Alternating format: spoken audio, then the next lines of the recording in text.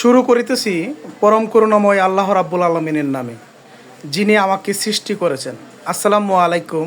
আমি homeopathic doctor Shakil. সাধারণ মানুষকে হোমিওপ্যাথিক প্রতি বিশ্বাস বাড়ানোর জন্য এবং সাধারণ মানুষকে হোমিওপ্যাথির প্রতি অবগত করার জন্য আমার শ্রদ্ধেয় গুরুজি ডাক্তার রবীন বড় স্যারের প্রণীত ডাক্তার রবীন বড় method for proper homeopathic treatment অনুযায়ী আমি চিকিৎসা দিয়ে যাচ্ছি, যার প্রেক্ষিতে প্রতিনিয়ত ফলাফল পাচ্ছি। এই ফলাফল শুধু আমার একার নয়, দুই বাংলায় যারা ক্লাসিক্যাল চিকিৎসা করে সকলের।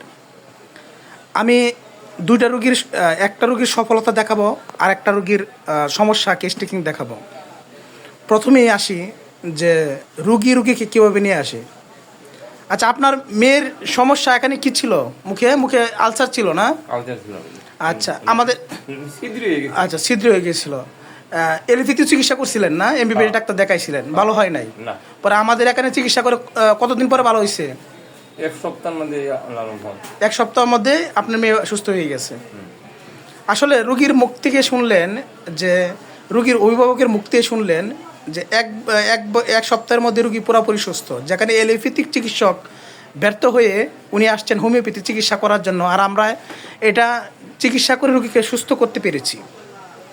আমি নবীন ডাক্তারদেরকে দেখাতে চাচ্ছি যে রুগীর কেস টেকিং যা করেছিলাম তা ছিল, রুগীর ছিল উভয়কাতর, পানি পিপাসা বেশি ছিল, জিহ্বাতে লালা জড়ত, অতিরিক্ত ঘাম ছিল, ঘামে হালকা গন্ধ ছিল, বাথরুমে পায়খানা কনস্টিপেশন ছিল। আপনার বাচ্চার মেয়েটা তো সেই সময় তো জিহ্বাতে লালা জড়ত নাকি? এরই প্রেক্ষিতে আমি মার্কসল সিলেকশন করেছিলাম, তাতেই চমৎকার রেজাল্ট চলে আসছে। এখন সেই সফলতা পেয়ে উনি আরেক রুগী নিয়ে আসছেন। আসলে কি বলবো, যে ওনার যাবতীয় সমস্যা, প্রায় যে কোনো সমস্যা, ফ্যামিলির যে কোনো সমস্যা উনি আমার এখান থেকে চিকিৎসা করেন, যে কোনো সমস্যা। আচ্ছা, আপনি আমার এখান থেকে কত বছর ধরে যে কোনো সমস্যা নিয়ে চিকিৎসা করেন? 3 বছর। ওনার সাথে আমার 3 বছর ধরে পরিচয়। আসলে প্রতিটি রুগী আমাদের পরিবারের সদস্য হয়ে দাঁড়ায়। কেমন দাঁড়ায়? যখন রুগী করে একটা ভালো হয় আর একটা সমস্যা নিয়ে আসে, তখন মনে হয় যে পরিবারের একটা অংশ দাঁড়ায়। সেই সুবাদে উনি যে কোনো সমস্যা প্রায় 3 বছর আগের থেকে আমার এখানে চিকিৎসা করেন। 3 বছর ধরে আমার এখানে যে কোনো চিকিৎসা করেন। আর ওনার সেই আমার প্রতি বিশ্বাস এবং ভালোবাসা থাকার কারণেই উনি এক রুগী নিয়ে আসছেন। উনি এই রুগীকে নিয়ে আসছেন। আচ্ছা, আপনার সমস্যা কি? আপনার ফুসফুসে ক্যান্সার হয়েছে? আচ্ছা, রুগীকে ডাক্তারে বিদায় দিছে, যেটা আপনার রুগীর মুখ থেকেই শুনলেন যে রুগীকে ডাক্তারে বিদায় দিছে। আমরা বাংলায় কথায় যেটা বলি যে আপনি ভালো মন্দ খেয়ে যতদিন থাকতে পারেন, রুগী তো এটাই বলে দিছে, ডাক্তার তো এটাই বলে দিছে, বাচ্চানগা বেশি দিন বাঁচবেন না। আচ্ছা, ফুসফুসে ক্যান্সার হয়েছে। ফুসফুসের ক্যান্সার হওয়ার কারণে রুগীকে এখন বিদায় দেওয়ার কারণে অবশেষে আসছে হোমিওপ্যাথিক চিকিৎসা করার জন্য। আসলে আমাদের কাছে রুগীরা তখনই আসে যখন তার অবস্থান শেষ পর্যায়ে থাকে, যার কোনো কিছু অবস্থান থাকে না, তখনই চেষ্টা করে যে হোমিওপ্যাথি খেয়ে কিছুদিন সুস্থ থাকা যায় কি না। আর প্রতিটি রুগীর ক্ষেত্রেই এরমই ঘটছে। যাই হোক, আমাদের হোমিওপ্যাথিক ওষুধ আমরা রুগীকে কতদিন সুস্থ রাখা যায় বা আল্লাহর রহমতে কতদিন সুস্থ রাখা যায়, সেটা হচ্ছে আমাদের এখন সবচেয়ে বড় বিষয়। এখন রুগীর কেস টেকিং করেছিলাম আমি। ওনার সমস্যা হচ্ছে ফুসফুসে ক্যান্সার, যে প্রবলেমগুলো হচ্ছে বুকে চেপে ধরা। আপনার সমস্যাগুলো কী কী হচ্ছে বলেন তো একবার? সাইডে ব্যথা, হ্যাঁ, বুকের চাপ দিয়ে খাইতে পারি না, ঘুম নাই, ব্যথা। আর কাশি দিলে কি হচ্ছে? রক্ত আসে। কাশি দিলে রক্ত আসে, কাশির লগে রক্ত আসে।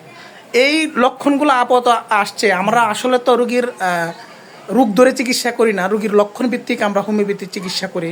রুগীর এই লক্ষণগুলো আমরা পেয়েছি, এই সমস্যাগুলো পেয়েছি। এখন আমাদের সিমটম অনুযায়ী আমরা কি ওষুধ সিলেকশন করছি। রুগী শীতকাল, আপনার শরীরে শীত বেশি না গরম বেশি? শীত বেশি। শীত বেশি। পানি পিপাসা কেমন? কম। আগে না বললেন যে মোটামুটি আছে?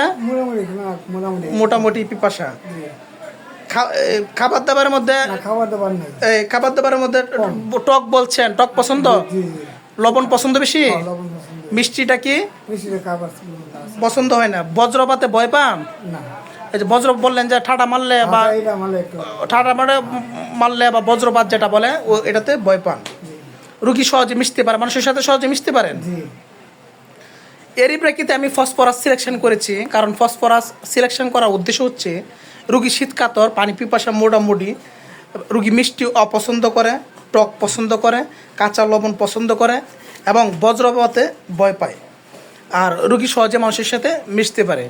আর তার গঠন অনুযায়ী যে ফসফরাসের যে রুগীরগুলা মানে শুকনা হালকা দেহের গঠন থাকে, লম্বা থাকেন, চেহারা ছবি ফর্সা, এরই প্রেক্ষিতে আমি phosphorus 50 millesimal scale of potency selection করছি। আর রুগীটা একটা যেহেতু একটা জটিল কেস, এটা চ্যালেঞ্জিং হিসাবে নিয়েছি, দেখি আল্লাহর রহমতে রুগীকে কতদিন সুস্থ রাখা যায়।